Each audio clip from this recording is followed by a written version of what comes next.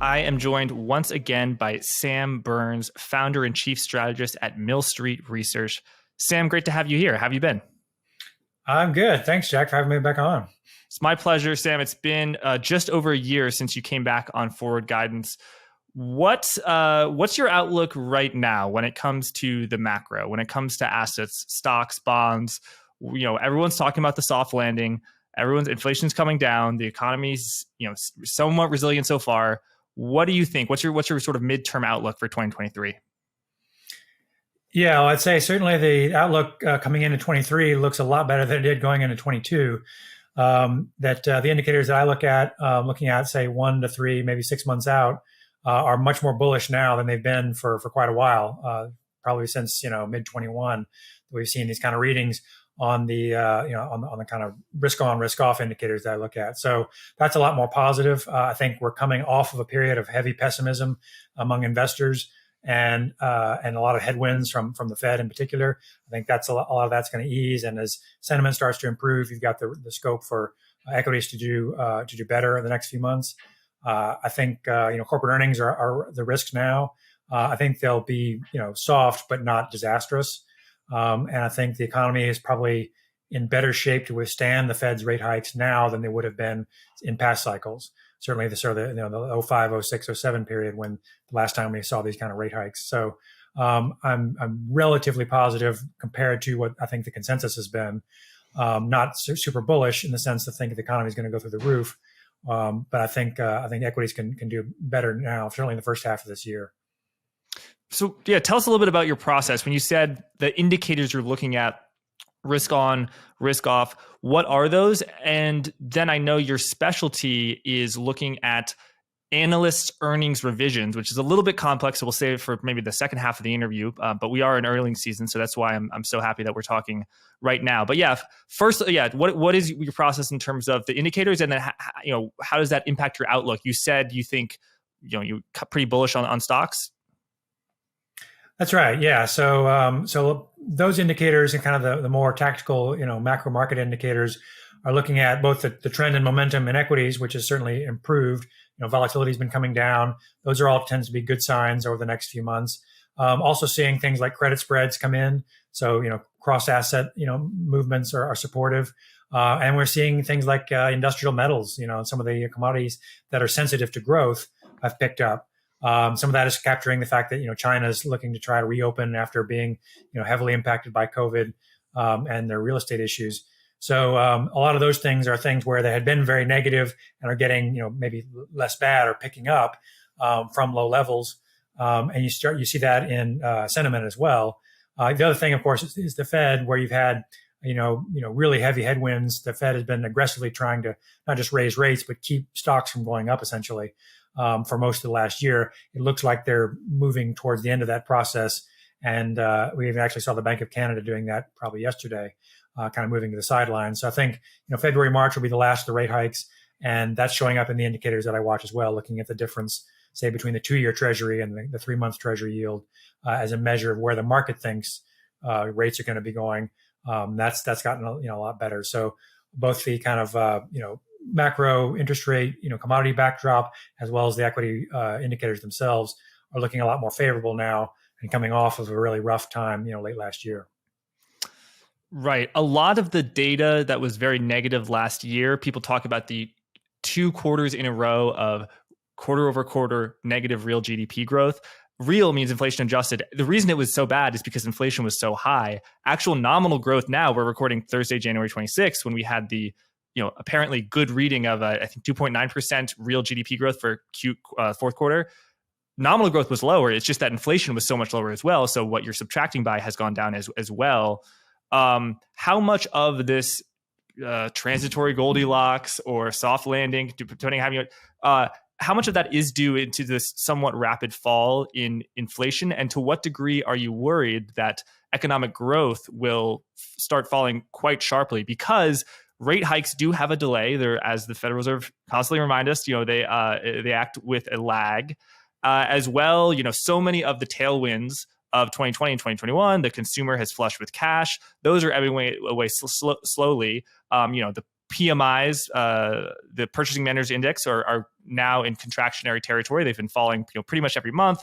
Housing, I'm throwing a lot of bearish stuff at you, but how do you sort of counter those bearish arguments that I just said? I think it's not necessarily that the economy is going to accelerate and go gangbusters again. It's more partly relative to what I think probably the expectations were over the last few months. That not as bad as expected is in equity market terms good, and also I think that there are offsets potentially globally. Europe is holding up better than expected. They may dodge a recession this year, which was not the consensus even a couple of months ago. China might stabilize at least and do a little bit better, which will help that region.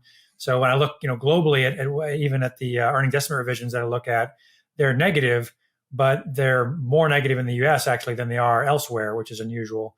And I'm still seeing a cyclical tilt in some of the sector profiles of earnings estimates, meaning that the more cyclical sectors like financials or energy or industrials or materials, those are actually seeing somewhat better than average revisions, or at least less negative than average.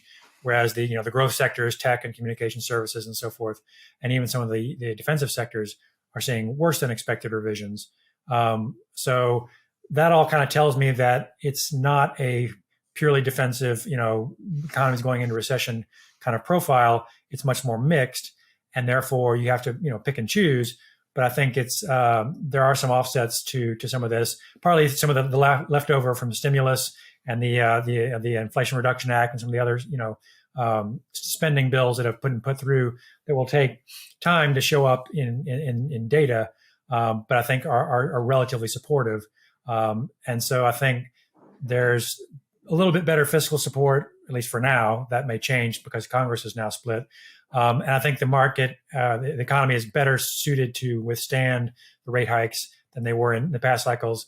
And I think a lot of that's already happened in terms of housing and autos and things like that. Some of those interest-sensitive, markets have already responded to a large degree. And so if the Fed does pull back and long-term interest rates have already started to fall, mortgage rates have pulled back a bit, I think there's enough there to kind of balance things out so that you don't get, a severe recession. I think you get maybe a mild either recession or kind of, roughly zero-ish growth for a while, which is, again, not great, but not the end of the world. And so a bit of P multiple expansion will be enough to hold equities up. Sam, I want to draw attention the point you said about cyclical stocks versus defensive stocks. This is a key thing analysts such as yourself look at, where in a recession, people are still drinking Coca-Cola. They're still doing, buying toothpaste and stuff like that. So companies like Coca-Cola and Procter & Gamble, staples, they do well. You still have to pay your electricity bill. Whereas things that you buy that you don't need every day, like housing, cars, jewelry, those don't do as well. I want to throw something at you though. So I presume you're referring to the fact that cyclical stocks for the past few months have been doing well. Copper miners exploding higher because of China. Home builders doing well, very well. That actually surprises me as well. What about the fact that, and also, sorry, secular growers are companies like Apple and Google, Microsoft, because they can grow in any environment. But to what degree do you think though that those like mega cap giants are actually cyclical now, because they've become so big that they're not immune to macroeconomic headwinds? And a lot of the things in the cyclical indices are things like copper miners that are surging because the price of copper is exploding higher because of the reopening in China, but that doesn't necessarily mean that the economy is strong. Likewise, airline activity, when it's high, normally indicates a good economy, but there's just so much pent up demand that you still can have airlines printing money and the economy very, very poor. So I'm wondering what you think about that. No, you're right. And there's a lot of mixed signals out there. And a lot of that is just the lagged effects of all the distortions and volatility caused by COVID and the response to COVID, and then Russia and then China. All of these major global shocks have thrown a lot of volatility into the macro data, both the real data and inflation, as well as earnings data. And so there's still a lot of things that are kind of the second order effects from that we're still seeing. And so whether it's, the tech stocks, a lot of them got, bid up in the equity market, but also got their earnings jump because of all the work from home. Now that's kind of starting to reverse a bit. Those winners from, COVID which are also tend to be viewed as secular growers, but have now had to sort of go the other way.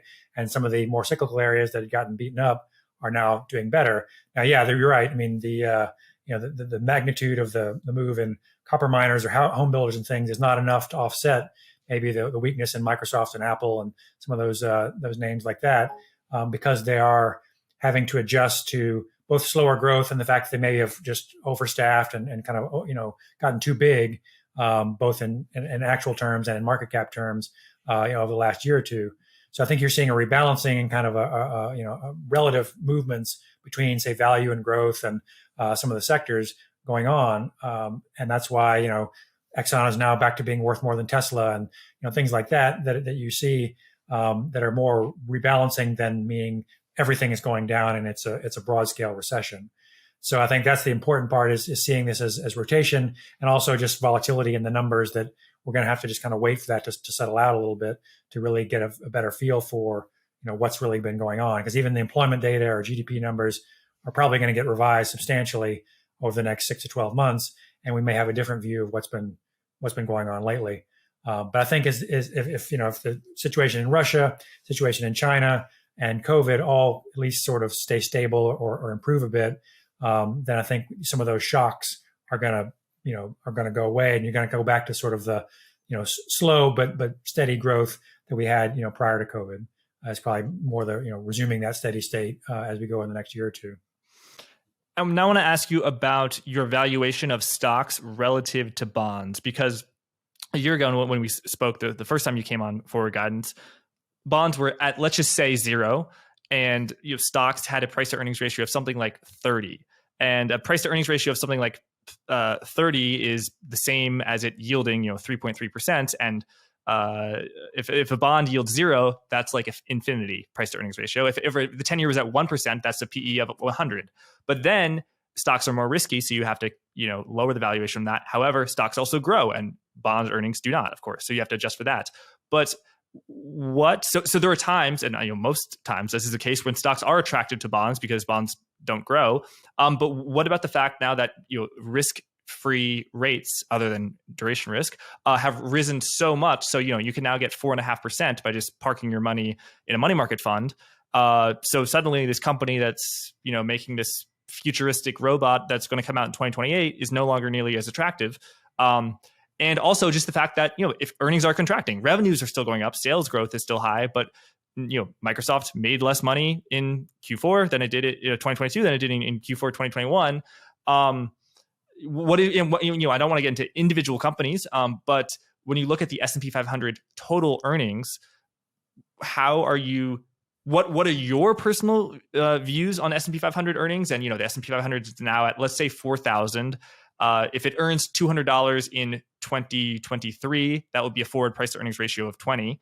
So I want to know what you think about the valuation, the forward earnings, and I also want to know, perhaps even more importantly, what is your view on what the other analysts think? Because this is where I think your specialty is at Mill Street Research, is meticulously tracking other analysts' forecast for individual stocks as well as the broader index, and that is very important. That's a very important stuff, and certainly the earnings story, kind of the backdrop is become much more important now. Last year was more about the Fed and interest rates and then the kind of the valuation compression because of that, and now this year it looks like it's going to shift from being kind of the Fed problem to being an earnings problem potentially.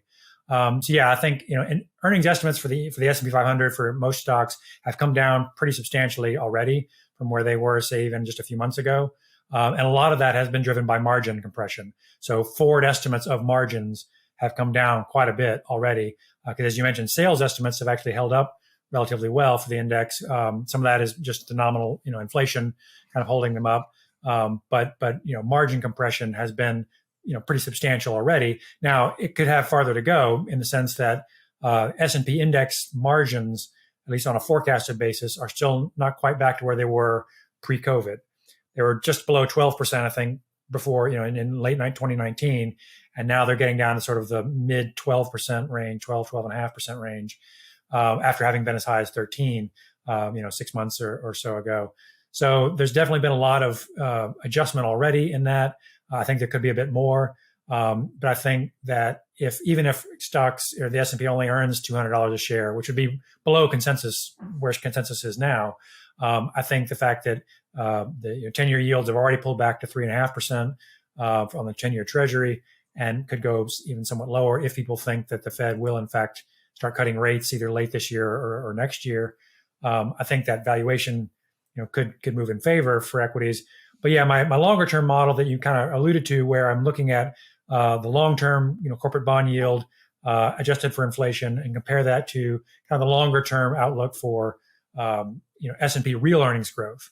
So after accounting for inflation, that model is actually still pretty. It shows low implied growth, meaning that people are expecting about zero real growth for earnings over the next, say, 10 to 20 years. Whereas I think kind of maybe 1.5% to 2% is probably a fair reading. And the actual trailing 20-year reading is closer to 4%. So I think the markets are already pricing in pretty low expectations for long run growth, not just this year, but longer term growth, and real bond yields after accounting for inflation and the fact that credit spreads have come down and that kind of thing still aren't really that attractive compared to what you could potentially get from stocks over the longer term. So when I see the tactical indicators that I mentioned earlier and this kind of longer term relative valuation indicator still showing pretty low long run real growth expectations, meaning it's a very low hurdle the market's putting on growth right now, then that's usually a pretty supportive backdrop. And actually, we've seen stocks outperform bonds most of the last, say 6 to 12 months, even though neither has done that well. On a relative basis, stocks have actually held up better, which is unusual. Usually when interest rates go up this much, stocks lag, and they haven't, because you've got this sort of distortion or this gap in earnings versus bond yields, and that's still relatively favorable in my work for stocks. So I think longer term stocks still look better than bonds. I think maybe neither one of them will do super well in the sense of meeting their long run returns, average returns. But I think stocks are still a better place to be, at least for a while now, than bonds based on relative valuation. So if we say that in 2022, the S&P 500 earned about $215 a share, again, we're still getting that Q4 data. So this is just an estimate I'm getting from an estimator. The rough estimate, it appears, for 2023 earnings for the S&P 500 is 225. Do you think that the S&P earnings will realize that, over-realize that, go higher, or under-realize that? And then also, what do you think the expectations will be once that happens? Because if, let's say, you go from $250 a share in 2022 to $250 a share in 2023, okay, that's no growth. But if I saw that, I'm an analyst, I'd say I'd expect it to go down, because that's the trend is that the rate of growth is going down until we'll go negative. So yeah, what do you think about just the broad picture of earnings for S&P 500? Can you give us a specific number? Like, can you comment on the 225 that's expected? Yeah, no, I'm looking at the FactSet numbers, which is mostly what I look at. They build the aggregate indexes estimates up from the bottom up analysts. And yeah, the 2022 number is looking at 217, and the 2023 number is 225, just over 225 right now. So so that would be moderate growth priced in at the moment. So if the 225 comes down to say 217 and you get zero growth, or even if it's slightly less, I think given that people were expecting that the tightening and everything else that was happening would produce a bad recession and down 20% earnings, was what at least some people have been talking about. I think that would be a relatively benign outcome. And so I think, that would be equivalent to a soft landing, essentially, if you got even a small, negative single digit growth in earnings for this year, and then maybe a little bit of growth in 2024. So you might have a sort of, plateau in earnings, but not a drop off the cliff kind of, result. I think relative to, say, what expectations have been by some of the other strategists and some people in the market, that would be okay. It would be a bumpy ride. It means that 2023 will be a back and forth between basically the effects of interest rates, which are going to be, maybe potentially getting better, and earnings, which, their estimates will be moving the wrong direction. But like I say, the intensity of the estimate cuts lately, particularly for the large caps, has been pretty heavy. So even if you saw the pace of cuts be reduced, so kind of like a second derivative argument, that instead of cutting at a heavy rate, they're cutting at a lesser rate. Even that would probably be enough to keep a bit of a floor under stocks, because that's typical. The analysts start with a high number and then kind of work their way down over the course of the year as kind of reality comes along. That's to be expected. I mean, most investors kind of anticipate that to some degree. Whereas it's when they get the real major cyclical turns wrong that you run into sort of issues. I don't see that happening as much this year because I think the Fed and interest rates and all that will be less of a swing factor as like they've been in the last couple of years. So barring any new, major COVID outbreaks or land wars in Europe or things like that, I think you probably will see more stability in the estimates and therefore a little less volatility in the equity returns that go with it. Right, so the analysts who you follow, who look at, this is my outlook on Apple's earnings, this is my outlook on Microsoft's earnings, they have a slightly different incentive than, let's say, someone like me who, or someone who wants a lot of attention, who making bold calls, and because that's what people are incentivized to do when they're that's very different from an analyst who works at a big bulge bracket bank who is upgrading Apple. They just want to stay in the role that they are in, so they don't tend to make bold calls. I mean, correct me if I'm wrong. And if Apple, like in March 2020, the global economy plunges into a severe recession, they're going to downgrade sharply. And then if you have a miraculous rebound in corporate profits, they're going to upgrade sharply. So they're kind of always catching up to the actual reality, because to make a prediction about the future is, you could be wrong. And if you could be wrong, that's not good for your standing and your reputation with your firm's clients. If you make a bearish call or something like that. So I imagine. So first of all, I want to make any comment about whether to what degree I said was correct, or if you disagree with anything. And then also, if it is the case that analysts are always going to be catching up, racing ahead, or they have to slow down, and their forecasts are too bullish, where are the analysts right now? Do you think that downgrades are coming for earnings, or do you think upgrades are coming? In June of 2022, it was all upgrades because they were so bearish and so pessimistic, and the economy rebounded so quickly. Now, do you think it's the case that their expectations of where earnings would be a few months ago would have to come down, or what do you think?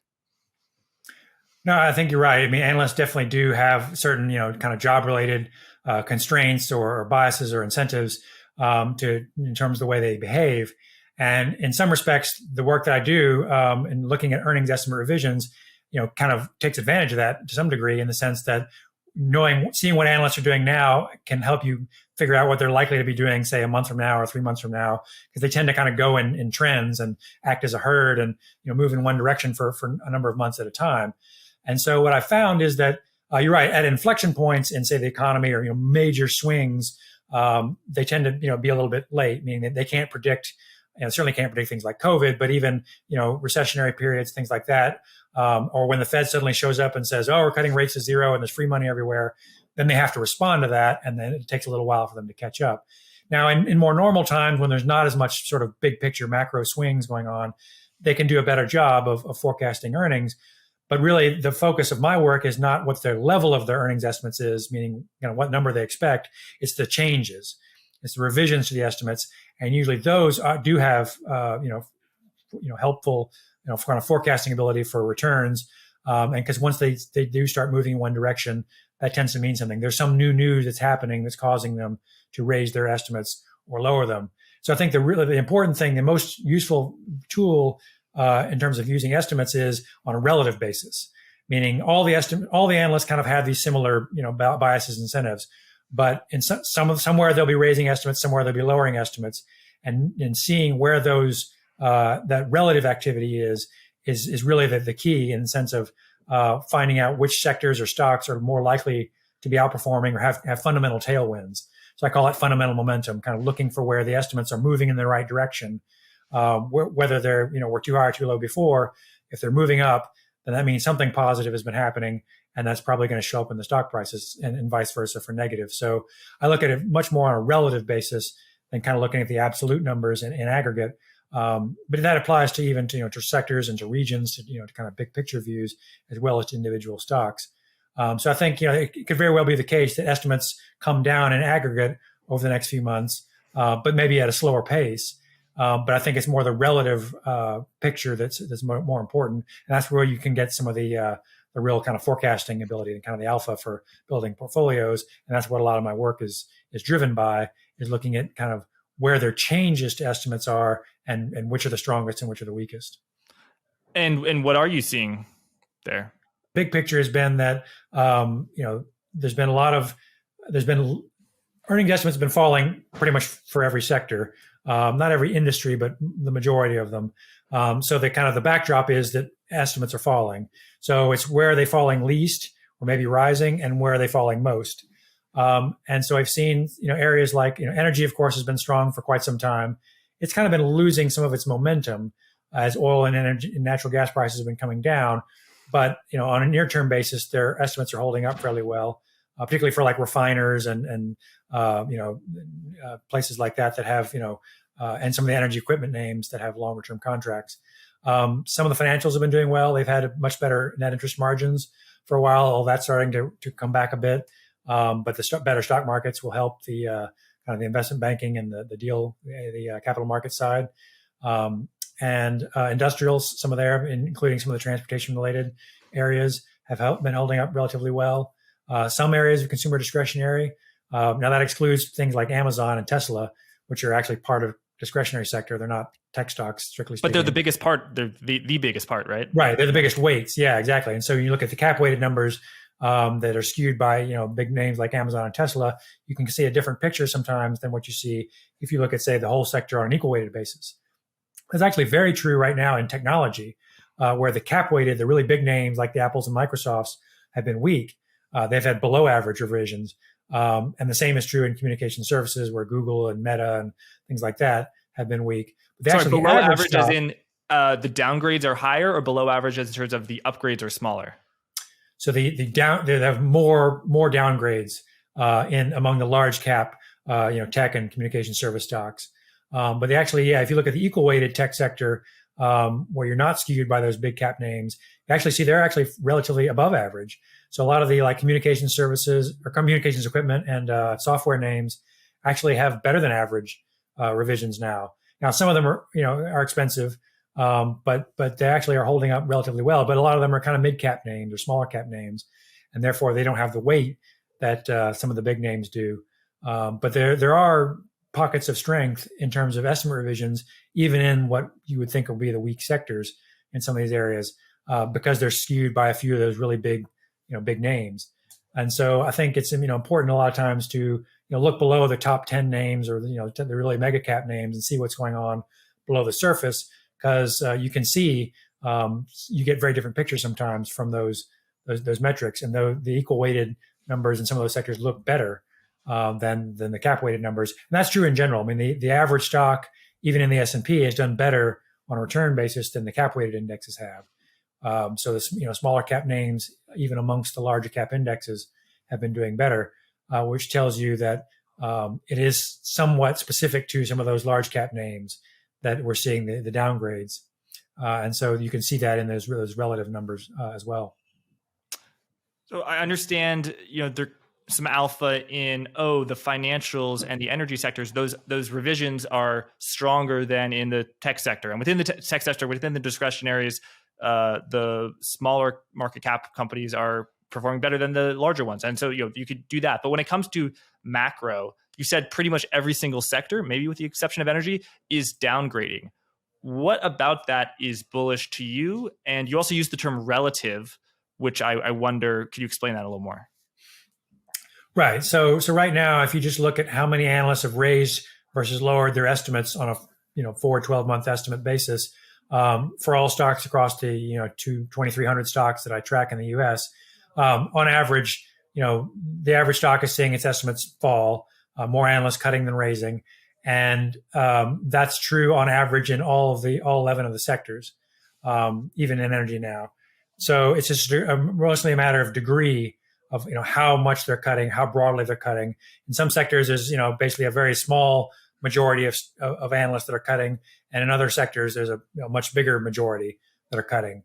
And that's what I mean by relative, is that because we're in a kind of an earnings slowdown period, and you're coming off of a very strong period from 21 and early 22, it's natural to see earnings estimates come down, and certainly more analysts cutting than raising because the Fed's been raising rates and all these other reasons we know why the economy is slowing.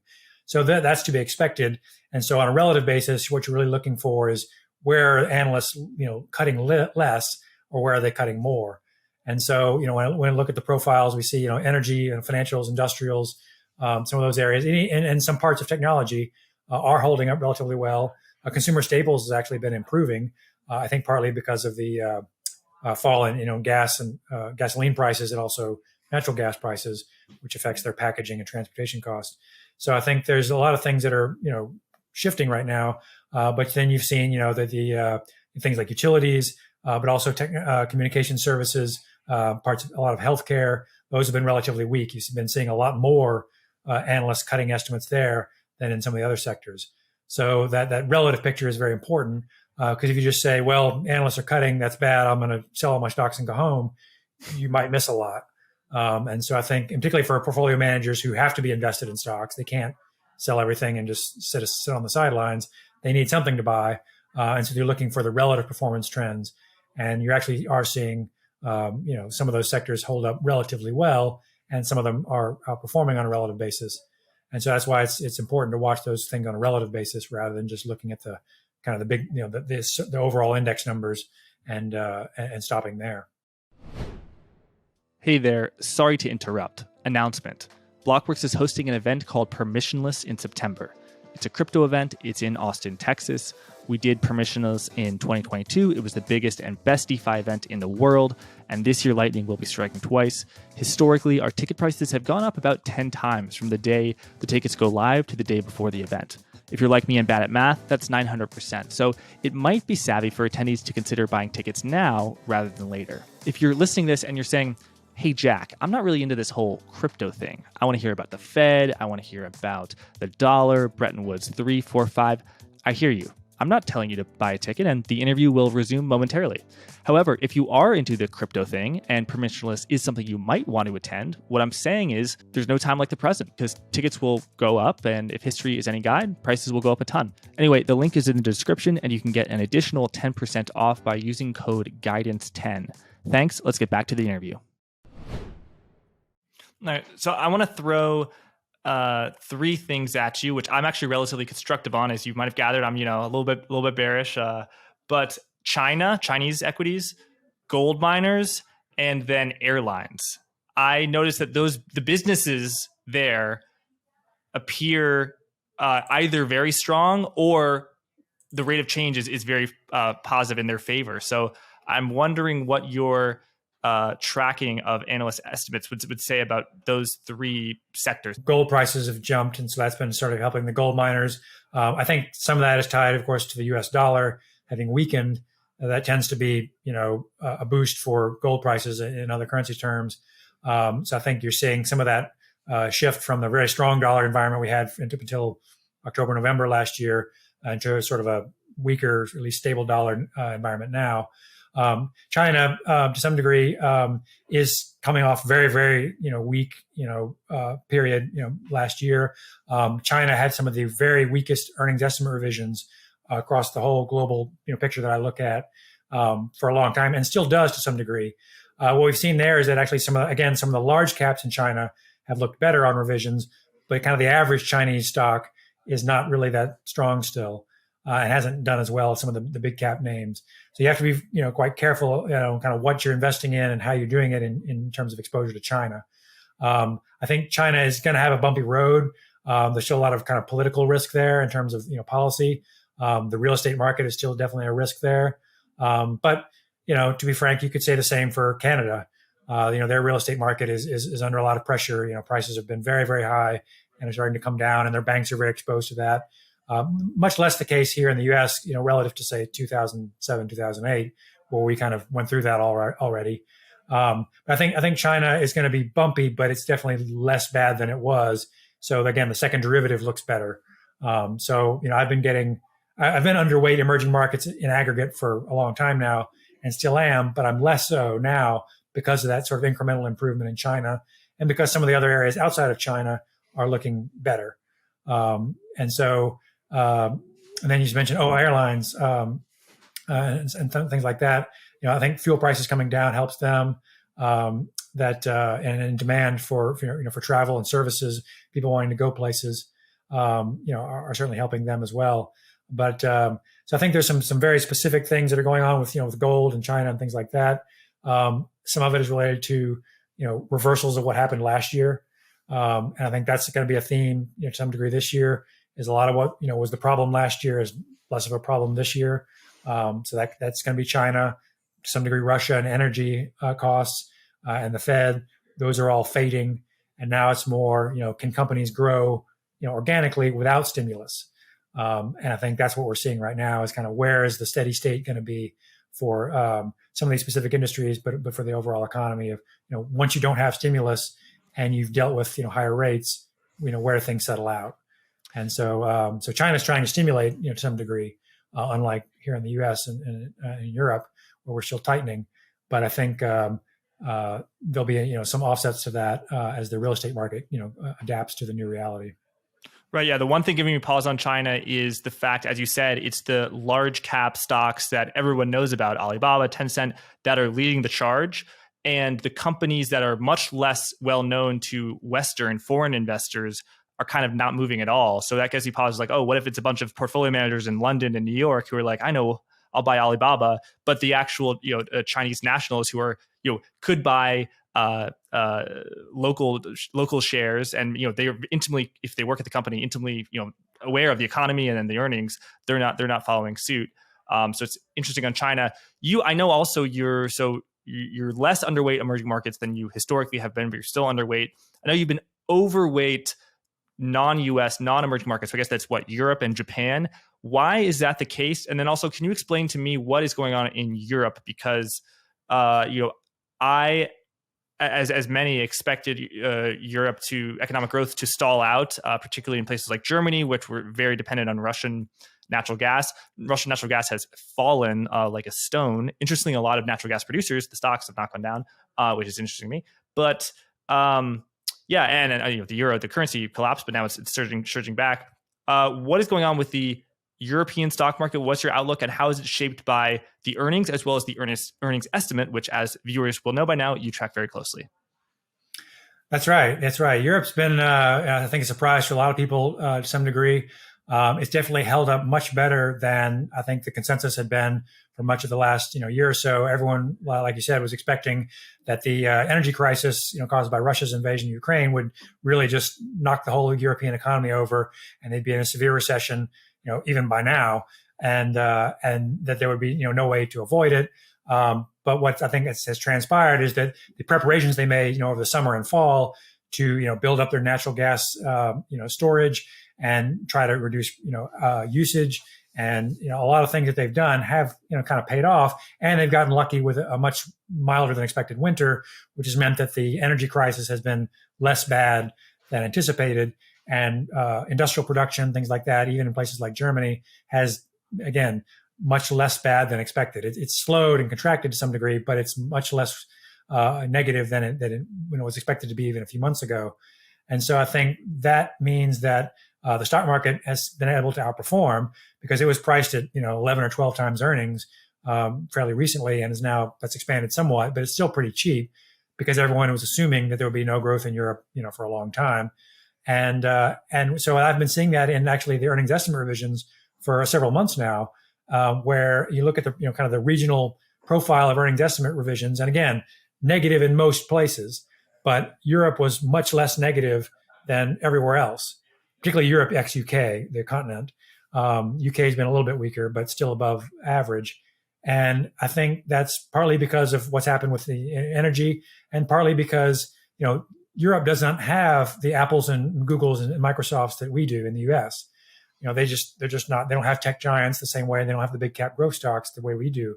So for a long time, that hurt them on a relative basis because they didn't have that kind of growth the way the US markets did. But now it actually may be working a little bit to their benefit on a relative basis because they don't have those stocks that are under pressure here in the US to weigh down their equity indices. They're actually more exposed to financials and industrials and to some degree energy and things like that have been outperforming. and had better relative fundamentals. So whereas for a long time, not being in the big cap growth stocks was hurting them, and now it might be helping them on a relative basis. But I think the fact that their economy has sort of done okay, thanks to all the preparation and the stimulus and the different things that they've done, is showing up now in the earnings and showing up in relative returns. And now that the dollar shifted, U.S. investors that are invested in Europe were actually much happier, with a rising euro, and they've done much better. So that's why, I've been overweight Europe for a while now, somewhat overweight Japan as well.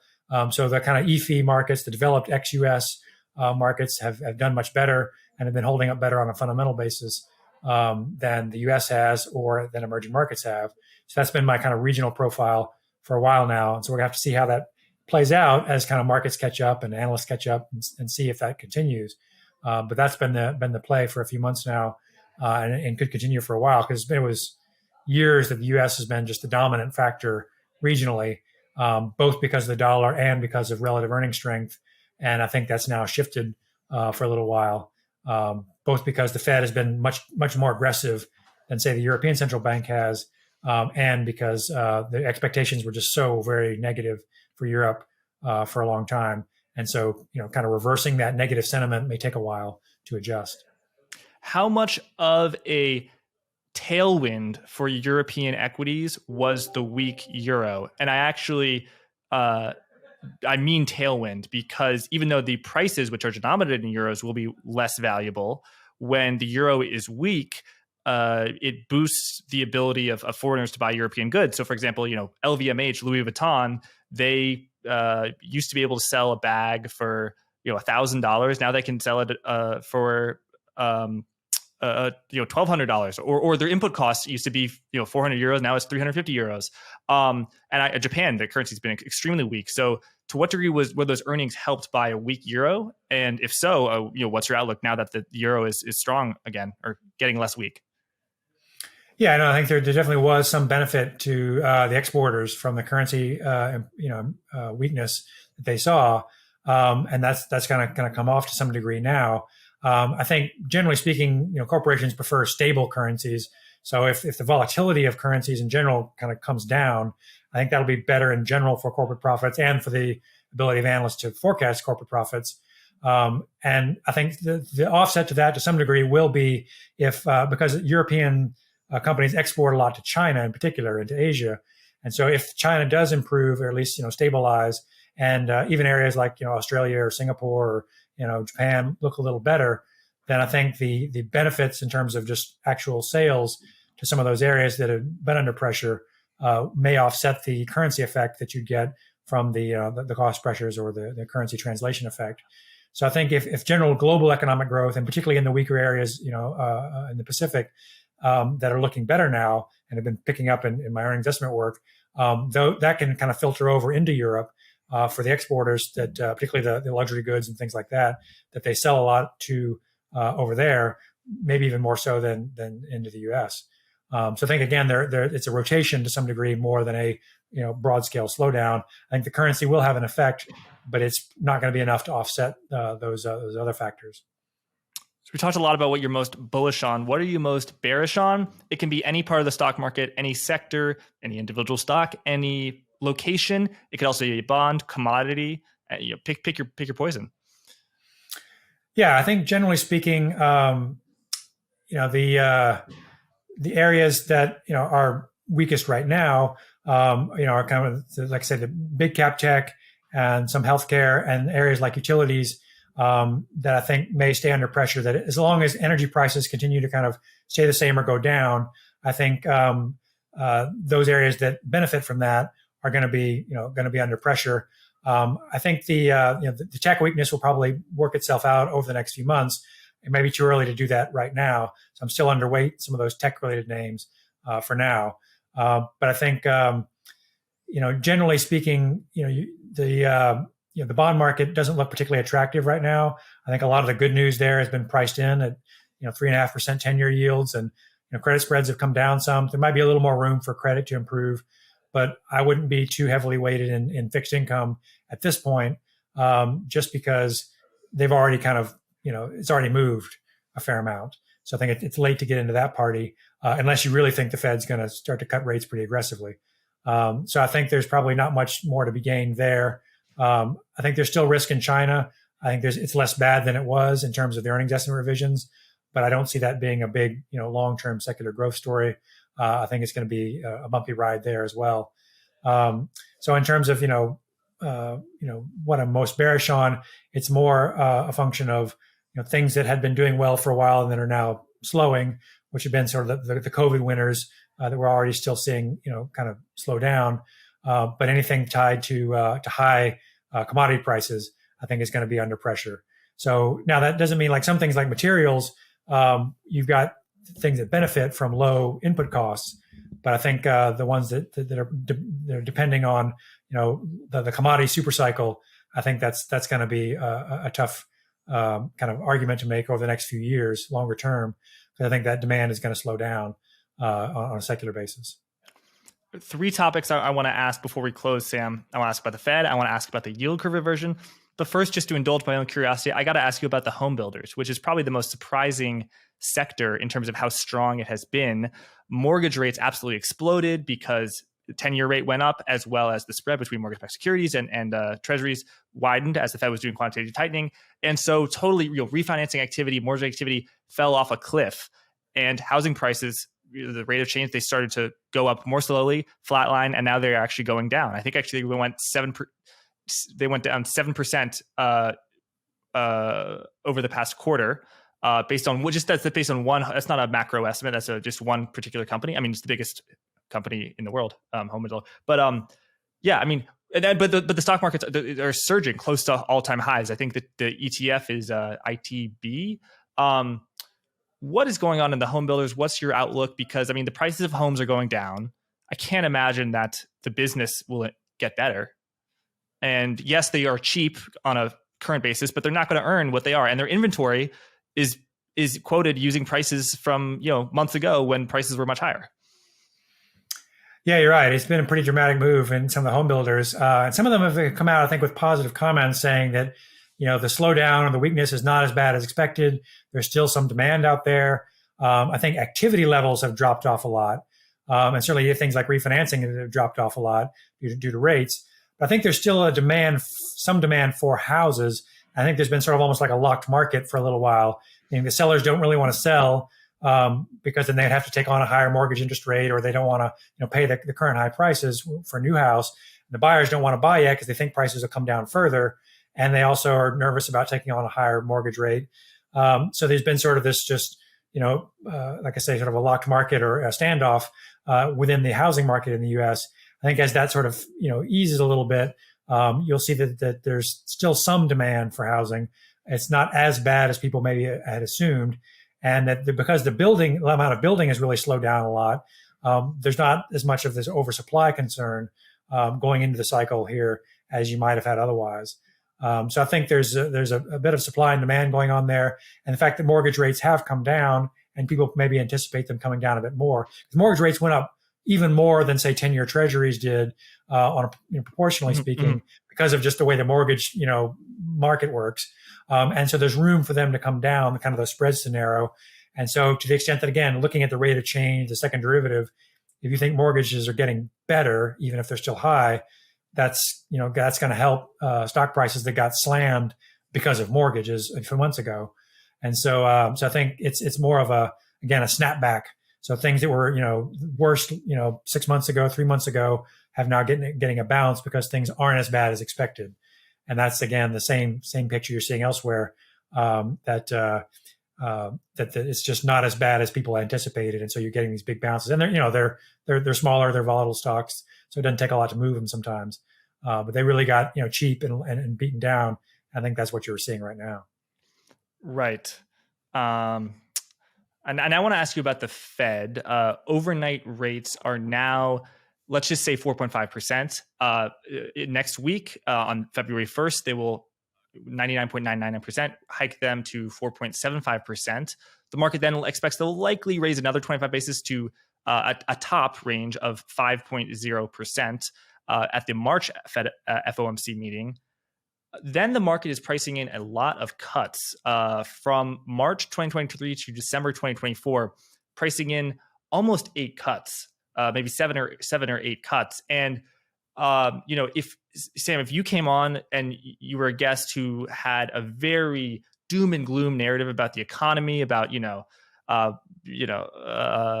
everything's going to go to hell, and earnings are going to collapse, unemployment is going to spike up.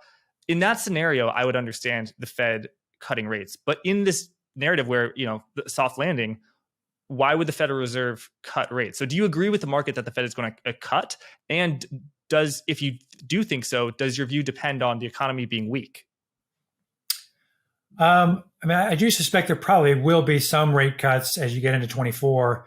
And I think it doesn't necessarily require that the economy be in severe recession. I think what will happen is that once you get past about June or so, or July of this year, the year-over-year rate of the CPI is going to come back down to sort of 2% numbers. And then it'll be much harder to say we need rates at 5% when inflation is going to be at 2%. And I think you're going to have the same kind of general picture of, saying the economy is too strong and inflation is too high. That argument's going to really weaken a lot over the next few months. And so by the time you get to the end of this year, saying we need 5% rates when real growth is 1% to 2% at best, and maybe 0%, and that earnings aren't really growing anymore much, and all these other factors that would have argued for higher rates are no longer there, then the Fed's economic projections have said that in the long run, looking out 3 to 5 years, 2.5% is what they think is kind of the long run stable state fair value for rates. So 5 is actually very high. That's very tight relative to where they think sort of rates should be normally. And so again, once you get past these sort of high inflation numbers from early last year, once those roll off, it's going to be very hard to make the argument that you need 3% real rates or higher just for the economy not to have a problem. So I think they're going to make an argument for say, okay, you at least come down 100, 150 basis points just to get to sort of closer to what normal would be in a 2% inflation environment.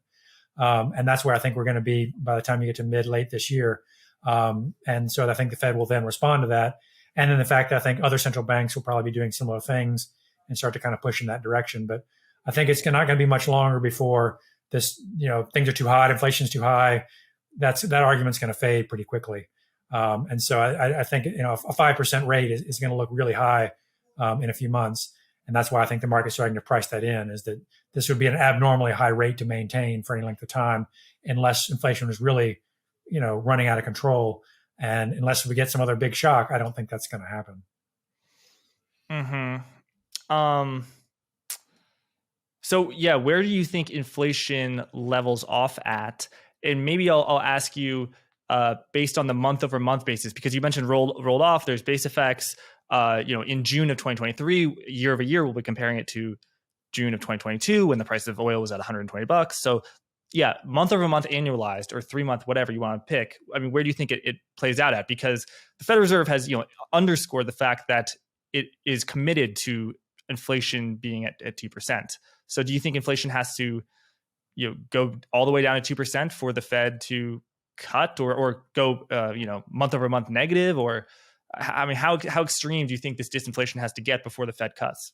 I think it has to be pretty extreme. I think the Fed is, kind of talked itself in a little bit of a box in terms of focusing on that 12-month year-over-year change. I think the fact that inflation has moved so fast, and all the economic data has, you really had basically a lot of inflation run up until about June of last year. And since then, it's really slowed very dramatically. I mean, the 6-month annualized is now below 2% already through December. So I think unless you think inflation is going to really reaccelerate, and that's the truth for the PPI, the CPI, even the PCE is starting to slow down. A lot of these measures are really slowing pretty rapidly. And I think, again, 2 or 3 months from now, they will have slowed more and be much closer to that 2% level if they're not there already. And that's what the market is anticipating. The inflation swaps and tips, break evens, things like that are kind of already there. Because if you look at the last 6 months, when the Fed has been, raising rates and the economy's been slowing, we're kind of already there to some degree. Now, yeah, some of that may just be because of oil prices and things that have fallen, and it may not keep falling at that rate. But I think the pressure is off. Like you said, housing prices have really cooled off a lot. That hasn't been reflected in the CPI yet because the way it's calculated, the shelter costs are lagged, kind of by construction. And the Fed knows that. And so I think, once you get to the point where everything outside of shelter in the CPI is slowing down, the PPI is, really slow, and you've got PCE and other measures, getting close to that kind of 2% level. Again, you're going to have a hard time making the case that 5% is a necessary rate. And that's what's going to drive the argument for cuts, coming out, 6 to 12 months from now. But I do think inflation is going to kind of come back down, barring another shock. I think that's the natural kind of trend over the longer term. And then it's just a question of when the data, which is still volatile, kind of gets there to the point that the Fed will be more comfortable with it. And same thing with the labor market. But I think we'll get there over the next few months. And then it'll just be a matter of when the Fed wants to kind of shift its public stance, which is more of a PR thing than anything else. Right. And what do you think about the inverted yield curve? Because the Federal Reserve has hiked rates so much on the short end, short interest rates are close to 5%. Long-term interest rates haven't gone up by nearly as much. And therefore, the spread between them, like the 2-year, 10-year spread, is negative. And that, as you know, is frequently cited as a harbinger of recession. And Sam, I'm a skeptical guy. Like I don't really. I sort of bristle when people say, "Oh, the bond market is telling you X. The bond market is telling you Y."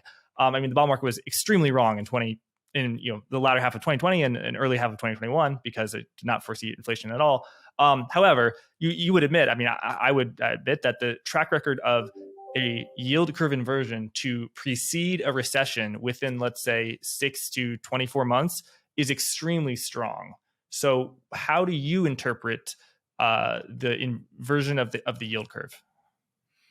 No, I think you're right. I think the bond market is now telling the Fed it's going too far in terms of raising rates, that it doesn't need to have rates even where they are probably now, much less, 50 basis points higher.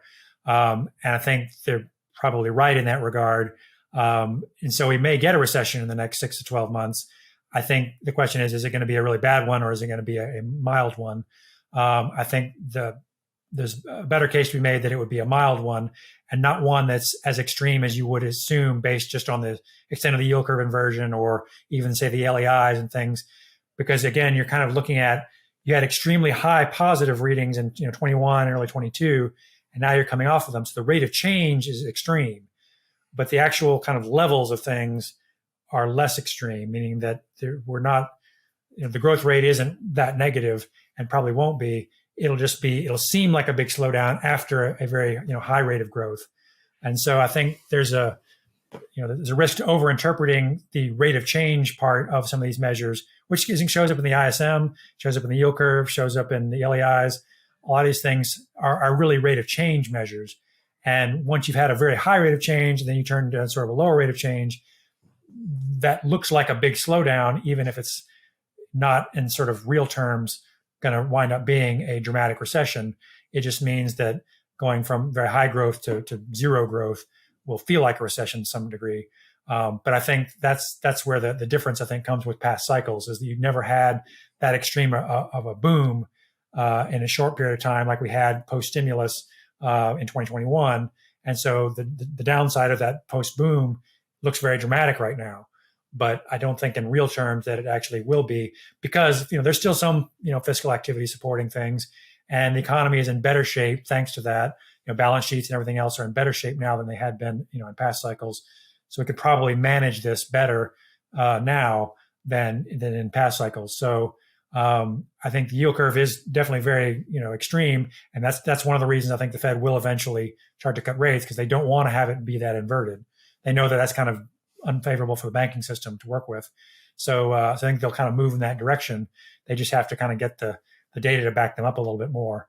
And they'll get that over the next few months, I think.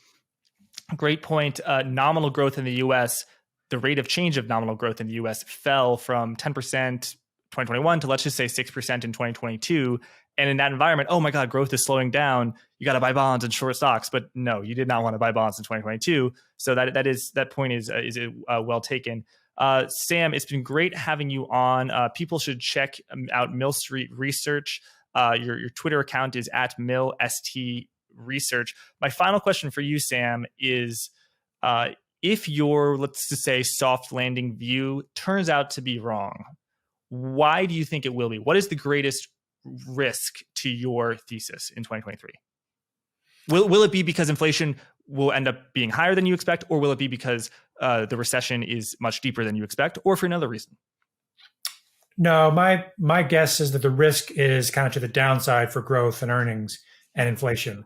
If I'm wrong and things are worse than expected, it's because the Fed's tightening and everything else has caused the economy to really slow much more than what I'm looking for, and that inflation will not be a worry anymore, and that bond yields will fall, but earnings will fall a lot more than what's already expected, and that's going to be the problem. So I'm much more concerned about looking out 6 months, a year, 18 months, being wrong because growth is much weaker than expected, then it'd be too strong or inflation comes back. Again, barring a pandemic or a new war or something like that, which I'm not really going to try to forecast. But I think the risk is that growth slows down too much rather than not enough. Sam, thanks again for coming on, and thank you everyone for watching.